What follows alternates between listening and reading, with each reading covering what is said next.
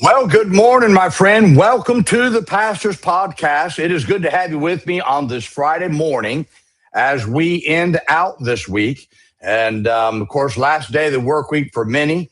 And then we go into the weekend. And for those who experienced the bad weather last weekend, you've got to hit it hard this weekend. You've got to. People been out of church for a week. They get almost comfortable. The devil will lure them in to just staying at home, and you got to get them back. And so let's be busy this weekend, really pulling back and trying to get people in. I had a good time out last night with one of my men, Brother Shanks Sager. And we went out and visited our Sunday school class. Boy, we had a great time of just following up. We found everybody home. That's a rare thing to do on a Thursday. But we found everybody home, all positive about coming to church on Sunday. Even met, this is what's interesting. I'm just following up on a guy. He doesn't come to my Sunday school class, but I led him to Christ. I haven't got him in Sunday school yet, but he comes on morning services every once in a while. And I was able to visit him. And his brother, I led to Christ. Oh, good night. I went sometime last fall. And his brother answered the door. Now, the guy I was visiting was at work. But his brother answered the door, and his brother came to the door. And of course, I led him to Christ last year. And I go, hey, how you doing? And he said, man, it's been a long time since I've seen you. I said, no.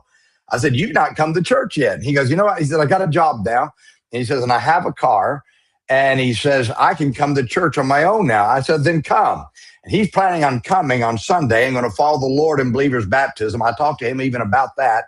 Can I tell you, that's why you don't ever stop. You just keep going after those that you've led to Christ, your Sunday school class. It all works together. I don't even know how to, I wish I could get people to understand this. If you just go soul winning and you follow up, those things alone, if you do both together, you'll still be able to lead people to Christ and still follow up at the same time. So I would encourage you this weekend, let's look to have a great weekend. Let's make sure that we're not just kind of laying back. Let's really, really work hard and let's see what we can do. Ruth chapter 2, verse 9. I want to talk to you about something that I think is very important. Ruth chapter 2, verse 9, the scripture says, let thine eyes be on the field that they do reap, and go thou after them. Have not I charged the young men that they shall not touch thee? And when thou art athirst, go into the vessels and drink of that which the young men have drawn. Now, Ruth happened to glean in the field of Boaz. And we say happened. It was no mistake. It was God leading there. And when he found her gleaning in his field, he came to her and told her not to go to another field. Boaz made a statement to Ruth that every believer ought to learn from. And he said, let thine eyes be on the field that they do reap, and go after them. So he was telling her, go to the best field to glean. He says, don't, he says, go, he says, look at the eyes of the field, and those who are reaping. He says, find the field that where the reapers are and reap them. He was saying, he was just simply telling her, look, he says, start going after the reapers, looking after the reapers. Now, I believe this little line where he says that she was to let her eyes be on the field that do reap and go after them. I believe this little line should be followed by every believer and especially every pastor. Too many are looking on the fields of people who don't reap to learn how to reap, instead of looking to the fields of the reapers and find out how they produce such a great harvest. I am amazed how the non-reapers have become so followed in our day. And I'm going to be a little bit straight on this whole thing. I want you to just listen. I'm not going to call names. I want to, but I'm not. I'm amazed how we're looking for pulpiteers to preach at our conferences. And just because they're good in the pulpit doesn't mean they're a reaper. We're looking for the guys who took over a large church, who have shrunk their church. They're not church builders. They're not even people reapers. They're church shrinkers. But because they got good personalities, because they're nice, because everybody likes them, and because they took over a church that somebody else built, we have them in our conferences. What do they have to teach you? The only thing they can teach you is how they shrunk the church, how they've stopped their soul winning, how the buses have started to close down. Oh, they might be able to preach great sermons, and they might be able to help you. And I'm not saying that these are bad people. I'm not saying that at all. They may have all the polished sermons. They may make everybody feel good when they leave and feel so fuzzy on the inside. But when you follow them, you become like them, which means that you become a church shrinker. We should put our eyes on the fields of the reapers and go after them. Let me share a couple thoughts about this. First, go to the fields of the past reapers and go after them. I would study the men from the past who God has used greatly and copy their methods so that God could give me the same harvest. If you used to come to my office, I've got what I call my heritage wall. On that heritage wall, I have a lot of the great men who I would consider great men of the past. Every one of these men built something. Every one of these men were great soul winners. Now, too many are looking to the modern day compromisers to learn how to reap a harvest, when we have a history of reapers with a great harvest. We'd be wise to learn from the reapers of the past. For instance, we'd be wise to look to the reaping fields of Dallas Billington, Jack Hyles, Curtis Hudson, Lee Robertson, and see how they produced a great harvest. And can I even add one person who is living, my good friend, Dr. Bob Gray Sr.? Go after them and learn how to do them. You see, we learn more from these reapers than you ever will from the sheep stealers. You see, there's a lot of men that are filling their church with transfers because they want the museum church. Everybody's joining. They're not having new converts come in and build the church. They're having people transfer from every other church to come to their church to build the church. I wouldn't give you a dime for that type of church because they're stealing from another church on purpose. All I'm saying is, but we ought to go after the reapers. You could learn a lot from a Dallas Billington, from a Jack Hyles, from a Curtis. And oh, by the way, these guys who are church shrinkers, they've got their little, they've got their circle. They're trying to correct all the flaws from the past.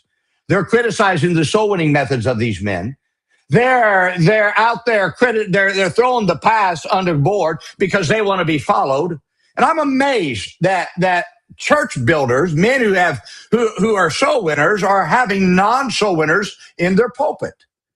Now, I'm saying go after the history. Go to the history of the reapers and learn from them. Second, the field you seek to find the reapers is as important as the reapers. For instance, stop looking to the fields of people who don't believe the King James Bible is the inspired and preserved Word of God, but instead they criticize it.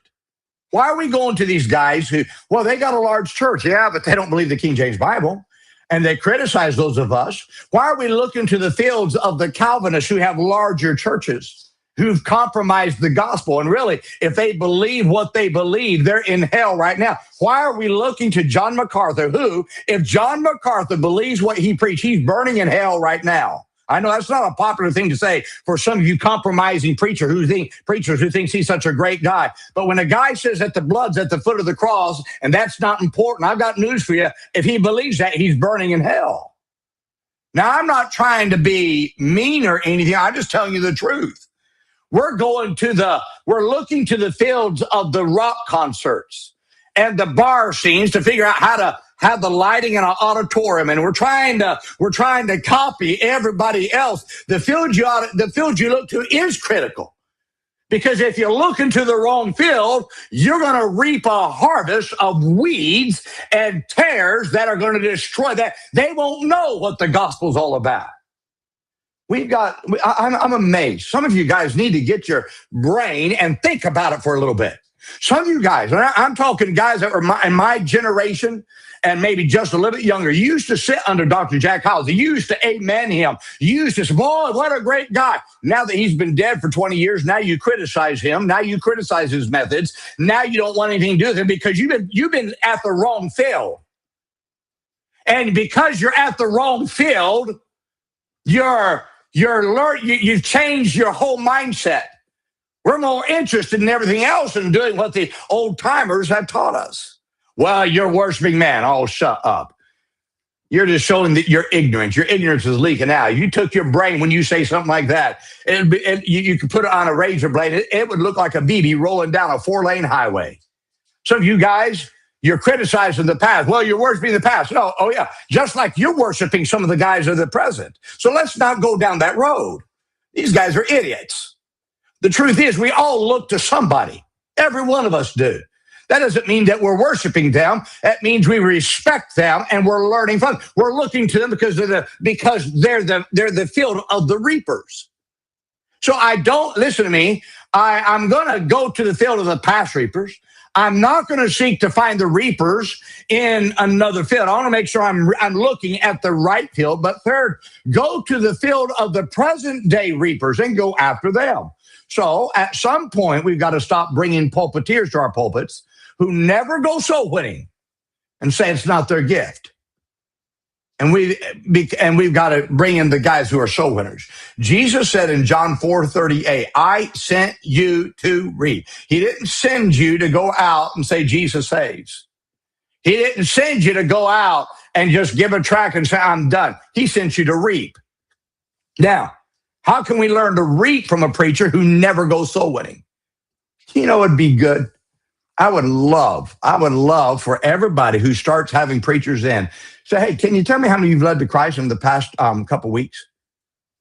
These guys are traveling. When's the last time you went through the gospel? Now I can't control if they're going to lie or not. Because if they're not soul winning, they might lie, but at least we're putting the pressure on them. Most conferences are filled with preachers who are mere entertainers rather than soul winners.